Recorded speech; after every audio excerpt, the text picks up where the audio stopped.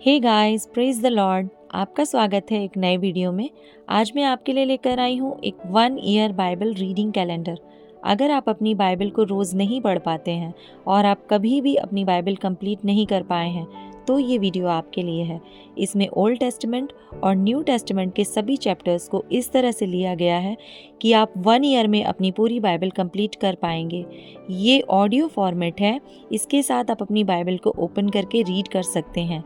Day 1 से लेकर day 365 तक के सभी चैप्टर्स मैं आपके लिए लेकर आई हूँ। डे 365 पर आप अपनी पूरी बाइबल कंप्लीट कर पाएंगे, इसलिए आप इसके द्वारा आशीषित हों। और अगर आपको ये वीडियो पसंद आती है तो आप अपने फैमिली और फ्रेंड्स से शेयर करें, और अगर आप चाहें तो आप सब्सक्राइब, लाइक और कमेंट भी कर सकते हैं। So praise the lord, shalom to everyone. Let's get started. Day 27, chapter number 13, पहलौठों का अर्पण। फिर यहोवा ने मूसा से कहा, क्या मनुष्य के, क्या पशु के, इज़राइलियों में जितने अपनी माँ के जेठे हों उन्हें मेरे लिए पवित्र मानना, वह मेरा ही है। अख़मीरी रोटी का पर्व। फिर मूसा ने लोगों से कहा, इस दिन को स्मरण रखो जिसमें तुम लोग दासत्व के घर अर्थात मिस्र से निकल आए हो। यहोवा तुमको वहाँ से अपने हाथ के बल से निकाल लाया। इसमें अख़मीरी रोटी ना खाई जाए। आबीब के महीने में आज के दिन तुम निकले हो, इसलिए जब यहोवा तुमको कनानी, हित्ती, एमोरी, हिब्बी और यबूसी लोगों के देश में पहुंचाएगा, जिसे देने की उसने तुम्हारे पुरखाओं से शपथ खाई थी और जिसमें दूध और मधु की धाराएं बहती हैं, तब तुम इसी महीने में पर्व मानना। 7 दिन तक अख़मीरी रोटी खाया करना और 7वें दिन यहोवा के लिए पर्व मानना। इन 7 दिनों में अख़मीरी रोटी खाई जाए, वरन तुम्हारे देश भर में ना ख़मीरी रोटी ना ख़मीर तुम्हारे पास देखने में आए। और उस दिन तुम अपने अपने पुत्रों को यह कह के समझा देना कि यह हम उसी काम के कारण करते हैं जो यहोवा ने हमारे मिस्र से निकल आने के समय हमारे लिए किया था। फिर यह तुम्हारे लिए तुम्हारे हाथ में एक चिन्ह होगा और तुम्हारी आंखों के सामने स्मरण कराने वाली वस्तु ठहरे, जिससे यहोवा की व्यवस्था तुम्हारे मुंह पर रहे, क्योंकि यहोवा ने तुम्हें अपने बलवंत हाथों से मिस्र से निकाला है। इस कारण तुम इस विधि को प्रतिवर्ष नियत समय पर माना करना। पहलौठे। फिर जब यहोवा उस शपथ के अनुसार जो उसने तुम्हारे पुरखाओं से और तुम से भी खाई है, तुम्हें कनानियों के देश में पहुंचाकर उसको तुम्हें दे देगा, तब तुम में से जितने अपनी माँ के जेठे हों उनको और तुम्हारे पशुओं में जो ऐसे हों उनको भी यहोवा के लिए अर्पण करना। सब नर बच्चे तो यहोवा के हैं, और गधी के हर एक पहलौठे के बदले मेमना देकर उसको छुड़ा लेना। और यदि तुम उसे छुड़ाना ना चाहो तो उसका गला तोड़ देना, पर अपने सब पहलौठे पुत्रों को बदला देकर छुड़ा लेना। और आगे के दिनों में जब तुम्हारे पुत्र तुमसे पूछें यह क्या है, तो उनसे कहना, यहोवा हम लोगों को दासत्व के घर से अर्थात मिस्र देश से अपने हाथों के बल से निकाल लाया है। उस समय जब फ़िरौन ने कठोर होकर हमको जाने ना देना चाहा, तब यहोवा ने मिस्र देश में मनुष्य से लेकर पशु तक सबके पहलौठों को मार डाला। इसी कारण पशुओं में जितने अपनी अपनी माँ के पहलौठे नर हैं उन्हें हम यहोवा के लिए बलि करते हैं, पर अपने सब जेठे पुत्रों को हम बदला देकर छुड़ा लेते हैं। यह तुम्हारे हाथों पर एक चिन्ह सा और तुम्हारी भुजाओं के बीच टीका सा ठहरे, क्योंकि यहोवा हम लोगों को मिस्र से अपने हाथों के बल से निकाल लाया है। मेघ का खंबा और आग का खंबा। जब फ़िरौन ने लोगों को जाने की आज्ञा दे दी, तब यद्यपि पलिश्तियों के देश में होकर जो मार्ग जाता है वह छोटा था, तो भी परमेश्वर यह सोचकर उनको उस मार्ग से नहीं ले गया कि कहीं ऐसा ना हो कि जब ये लोग लड़ाई देखें तब पछताकर मिस्र को लौट जाएं। इसलिए परमेश्वर उनको चक्कर खिलाकर लाल समुद्र के जंगल के मार्ग से ले चला, और इज़राइली पाती बांधे हुए मिस्र से निकल गए। और मूसा यूसुफ की हड्डियों को साथ लेता गया, क्योंकि यूसुफ ने इज़राइलियों से यह कह के परमेश्वर निश्चय तुम्हारी सुधि लेगा, उनको इस विषय की दृढ़ शपथ खिलाई थी कि वे उसकी हड्डियों को अपने साथ यहाँ से ले जाएंगे। फिर उन्होंने सुक्कोत से कूच करके जंगल की छोर पर एताम में डेरा किया, और यहोवा उन्हें दिन को मार्ग दिखाने के लिए मेघ के खंभे में और रात को उजियाला देने के लिए आग के खंभे में होकर उनके आगे आगे चला करता था, जिससे वे रात और दिन दोनों में चल सकें। उसने ना तो बादल के खंभे को दिन में और ना आग के खंभे को रात में लोगों के आगे से हटाया। चैप्टर 14 लाल समुद्र पार करना।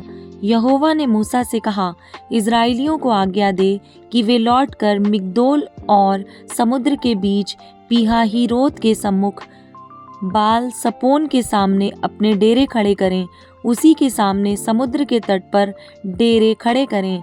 तब फिरौन इज़राइलियों के विषय में सोचेगा, वे देश की उलझनों में फंसे हैं और जंगल में घिर गए हैं। तब मैं फिरौन के मन को कठोर कर दूंगा और वह उनका पीछा करेगा। तब फिरौन और उसकी सारी सेना के द्वारा मेरी महिमा होगी, और मिस्री जान लेंगे कि मैं यहोवा हूँ। और उन्होंने वैसा ही किया। जब मिस्र के राजा को यह समाचार मिला कि वे लोग भाग गए, तब फिरौन और उसके कर्मचारियों का मन उनके विरुद्ध पलट गया, और वे कहने लगे, हमने यह क्या किया कि इज़राइलियों को अपनी दास्ता से छुटकारा देकर जाने दिया। तब उसने अपना रथ जुतवाया और अपनी सेना को संग लिया। उसने 600 अच्छे से अच्छे रथ वरन मिस्र के सब रथ लिए और उन सबों पर सरदार बैठाए। और यहोवा ने मिस्र के राजा फिरौन के मन को कठोर कर दिया, इसलिए उसने इज़राइलियों का पीछा किया, परंतु इज़राइली बेखटके निकले चले जाते थे। पर फिरौन के सब घोड़ों और रथों और सवारों समेत मिस्री सेना उनका पीछा करके उनके पास, जो पीहाहीरोत के पास बाल सपोन के सामने समुद्र के तट पर डेरे डाले पड़े थे, जा पहुंची। जब फिरौन निकट आया, तब इज़राइलियों ने आंखें उठाकर क्या देखा कि मिस्री हमारा पीछा किए चले आ रहे हैं। और इज़राइली अत्यंत डर गए और चिल्लाकर यहोवा की दुहाई दी। और वे मूसा से कहने लगे, क्या मिस्र में कब्रें ना थीं, जो तू हमको वहां से मरने के लिए जंगल में ले आया है? तूने हमसे यह क्या किया कि हमको मिस्र से निकाल लाया? क्या हम तुझसे मिस्र में यही बात ना कहते रहे कि हमें रहने दे कि हम मिस्रियों की सेवा करें? हमारे लिए जंगल में मरने की अपेक्षा मिस्रियों की सेवा करना अच्छा था। मूसा ने लोगों से कहा, डरो मत, खड़े खड़े वह उद्धार का काम देखो जो यहोवा आज तुम्हारे लिए करेगा, क्योंकि जिन मिस्रियों को तुम आज देखते हो उनको फिर कभी ना देखोगे। यहोवा आप ही तुम्हारे लिए लड़ेगा, इसलिए तुम चुपचाप रहो। तब यहोवा ने मूसा से कहा, तू क्यों मेरी दुहाई दे रहा है? इज़राइलियों को आज्ञा दे कि यहाँ से कूच करें, और तू अपनी लाठी उठाकर अपना हाथ समुद्र के ऊपर बढ़ा और वह 2 भाग हो जाएगा। तब इज़राइली समुद्र के बीच होकर स्थल ही स्थल चले जाएंगे। और सुन, मैं आप मिस्रियों के मन को कठोर करता हूँ, और वे वहाँ भी उनका पीछा करेंगे।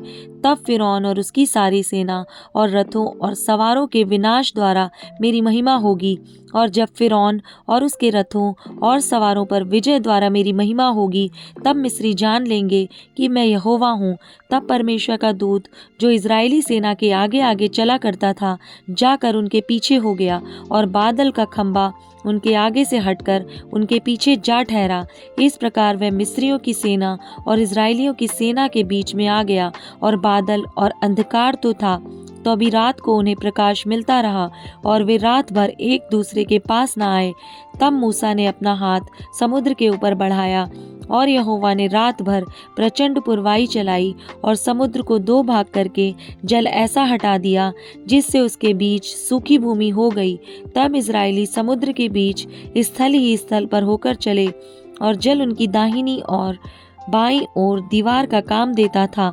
तब मिस्री अर्थात फिरौन के सब घोड़े, रथ और सवार उनका पीछा किए हुए समुद्र के बीच में चले गए। और रात के अंतिम पहर में यहोवा ने बादल और आग के खंभे में से मिस्रियों की सेना पर दृष्टि करके उन्हें घबरा दिया और उनके रथों के पहियों को निकाल डाला, जिससे उनका चलाना कठिन हो गया।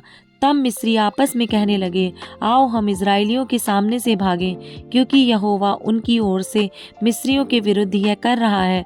फिर यहोवा ने मूसा से कहा, अपना हाथ समुद्र के ऊपर बढ़ा कि जल मिस्रियों और उनके रथों और सवारों पर फिर बहने लगे। तब मूसा ने अपना हाथ समुद्र के ऊपर बढ़ाया और भोर होते होते क्या हुआ कि समुद्र फिर ज्यों का त्यों हो गया और मिस्री उल्टे भागने लगे। परंतु यहोवा ने उनको समुद्र के बीच में ही झटक दिया और जल के पलटने से जितने रथ और सवार इजरायलियों के पीछे समुद्र में आए थे वे सब वरन फिरौन की सारी सेना उसमें डूब गई और उसमें से एक भी ना बचा। परंतु इजरायली समुद्र के बीच स्थल ही स्थल पर होकर चले गए और जल उनकी दाहिनी और बाईं दोनों ओर दीवार का काम देता था। इस प्रकार यहोवा ने उस दिन इजरायलियों को मिस्रियों के वश से छुड़ाया और इजरायलियों ने मिस्रियों को समुद्र के तट पर मरे पड़े हुए देखा। और यहोवा ने मिस्रियों पर जो अपना पराक्रम दिखलाया था उसको देखकर इजरायलियों ने यहोवा का भय माना और यहोवा पर और उसके दास मूसा पर भी विश्वास किया। चैप्टर 15 मूसा का गीत। तब मूसा और इजरायलियों ने यहोवा के लिए यह गीत गाया। उन्होंने कहा, मैं यहोवा का गीत गाऊंगा क्योंकि वह महाप्रतापी ठहरा है। घोड़ों समेत सवारों को उसने समुद्र में पटक दिया है। यहोवा मेरा बल और भजन का विषय है और वही मेरा उद्धार भी ठहरा है। मेरा परमेश्वर वही है, मैं उसी की स्तुति करूंगा। मैं उसके लिए निवास स्थान बनाऊंगा। मेरे पूर्वजों का परमेश्वर वही है, मैं उसको सराहूंगा। यहोवा योद्धा है, उसका नाम यहोवा है। फिरौन के रथों और सेना को उसने समुद्र में फेंक दिया और उसके उत्तम से उत्तम रथी लाल समुद्र में डूब गए। गहरे जल ने उन्हें ढांप लिया, वे पत्थर के समान गहरे स्थानों में डूब गए। हे यहोवा, तेरा दाहिना हाथ शक्ति में महाप्रतापी हुआ। हे यहोवा, तेरा दाहिना हाथ शत्रु को चकनाचूर कर देता है। तू अपने विरोधियों को अपने महाप्रताप से गिरा देता है। तू अपना कोप भड़काता और वे भूसे के समान भस्म हो जाते हैं। तेरे नथनों की सांस से जल एकत्र हो गया, धाराएं ढेर के समान थम गईं। समुद्र के मध्य में गहरा जल जम गया। शत्रु ने कहा था, मैं पीछा करूंगा, मैं जा पकड़ूंगा, मैं लूट के माल को बांट लूंगा, उनसे मेरा जी भर जाएगा। मैं अपनी तलवार खींचते ही अपने हाथ से उनको नष्ट कर डालूंगा। तूने अपने श्वास का पवन चलाया, तब समुद्र ने उनको ढांप लिया। वे महाजल राशि में सीसे के समान डूब गए। हे यहोवा, देवताओं में तेरे तुल्य कौन है? तू तो पवित्रता के कारण महाप्रतापी और अपनी स्तुति करने वालों के भय के योग्य और आश्चर्य कर्म का करता है। तूने अपना दाहिना हाथ बढ़ाया और पृथ्वी ने उनको निगल लिया है। अपनी करुणा से तूने अपनी छुड़ाई हुई प्रजा की अगुवाई की है। अपने बल से तू उसे अपने पवित्र निवास स्थान को ले चला है। देश देश के लोग सुनकर कांप उठेंगे, फिलिश्तियों के प्राणों के लाले पड़ जाएंगे। एदोम के अधिपति व्याकुल होंगे, मोआब के पहलवान थरथरा उठेंगे। सब कनान निवासियों के मन पिघल जाएंगे, उनमें डर और घबराहट समा जाएगी। तेरी बाह के प्रताप से वे पत्थर के समान अबोल हो जाएंगे। जब तक हे यहोवा तेरी प्रजा के लोग निकल ना जाएं, जब तक तेरी प्रजा के लोग जिनको तूने मोल लिया है पार ना निकल जाएं, तू उन्हें पहुंचाकर अपने निज भाग वाले पहाड़ पर बसाएगा।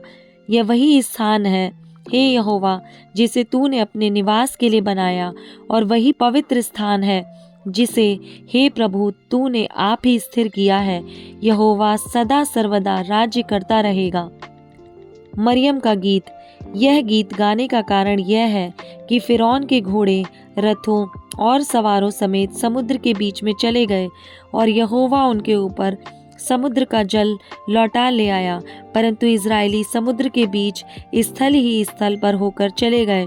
तब हारून की बहन मरियम नामक नबिया ने हाथ में डफ लिया और सब स्त्रियां डफ लिए नाचती हुई उसके पीछे हो लीं, और मरियम उनके साथ यह टेक गाती गई, यहोवा का गीत गाओ क्योंकि वह महाप्रतापी ठहरा है।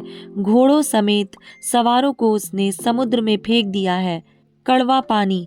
तब मूसा इजरायलियों को लाल समुद्र से आगे ले गया और वे शूर नाम जंगल में गए, और जंगल में जाते हुए 3 दिन तक पानी का सोता ना मिला। फिर मारा नामक एक स्थान पर पहुँचे। वहाँ का पानी खारा था, उसे वे पी ना सके, इस कारण उस स्थान का नाम मारा पड़ा। तब वे यह कहकर मूसा के विरुद्ध बकबक करने लगे, हम क्या पिएं?